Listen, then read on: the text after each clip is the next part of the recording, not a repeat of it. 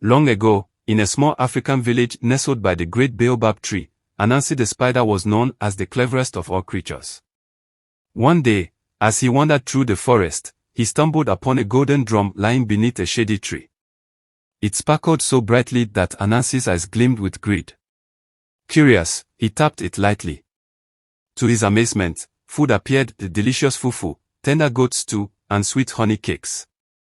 Anansi grinned, imagining how rich and famous he would become with such a magical treasure. But the drum came with a warning: play only when you have given freely to others, or misfortune will follow.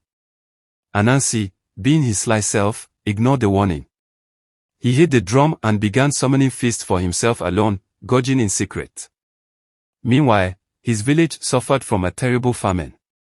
The children cried for food, and the elders prayed for rain, but Anansi stayed silent about his treasure. One day, the clever tortoise, who suspected Anansi was up to something, decided to follow him. Tortoise saw Anansi beating the golden drum and eating to his heart's content. Furious, the tortoise returned to the village and hatched a plan.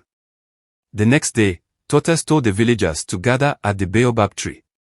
When Anansi arrived, Tortoise called out, "Anansi, the generous, has a magical drum that fits all. Show them your kindness, Anansi."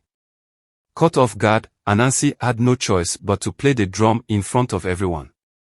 To his shock, instead of food, a whirlwind of insects and thorns erupted, chasing him through the forest.